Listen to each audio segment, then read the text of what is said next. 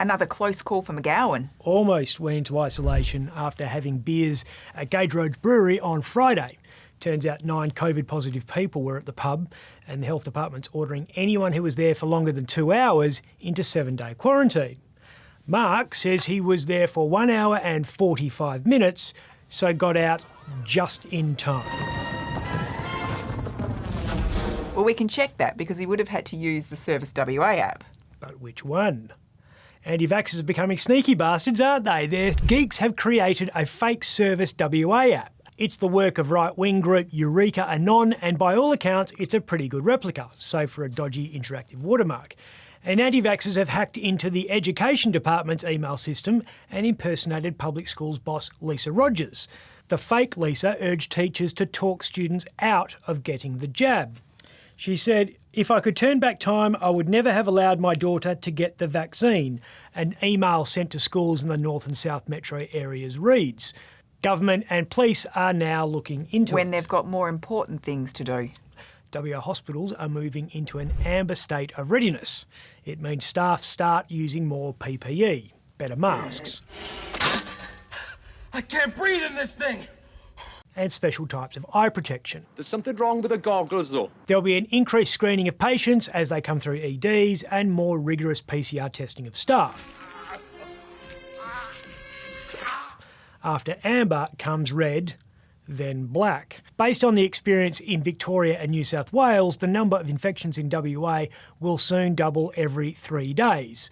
We, as a society, have a choice to make.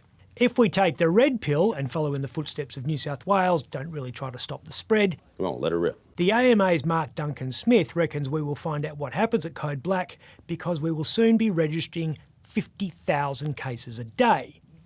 But if we take the blue pill and follow in the footsteps of South Australia by putting in social distancing restrictions once the border comes down, You stay away, I stay away. then we could limit daily cases to 9,000.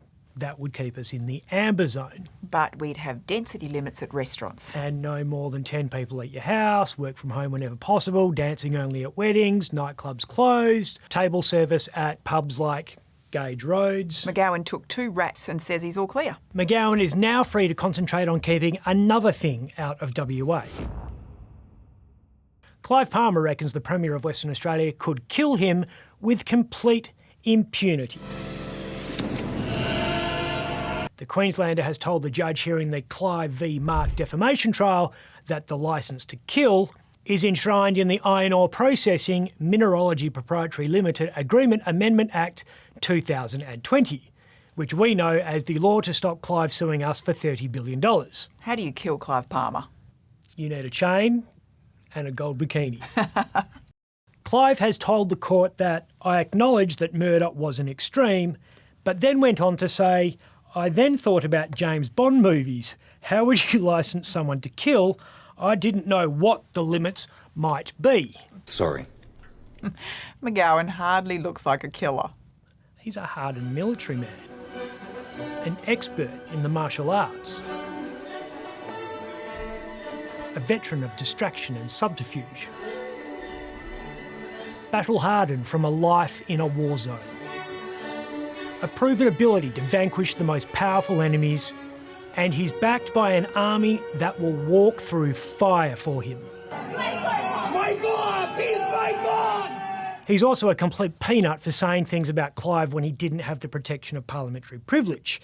And there are better things for taxpayers to spend $25,000 a day on than the legal fees of the Premier's lawyer, Brett Walker. That is much too much money. Hopefully there's a discount. Hopefully as big as the one at Wesfarmers today. Life was imitating art at the company that pioneered down, prices are down when it owned Coles. Wesfarmers stock tanked 7% after COVID lockdowns ravaged its profits. They were down 14%. It was better news at WA's other ASX heavyweight though. Profits at Woodside were up 149% after the world realised Swedish teenagers really have no idea about the economics of international energy markets, particularly when the world's preparing for war. Or blah, blah, blah. Here's an ugly truth about the Australian economy. War works for us. Ukraine is one of WA's biggest competitors in global wheat markets. And when you're busy doing this, You don't have time to do this. Russia is threatening to cut gas supplies as part of its invasion plans, and all those tanks are pretty thirsty, which is great news for big oil. War means investors flock to safe assets. I love gold. Which means good times in Kalgoorlie.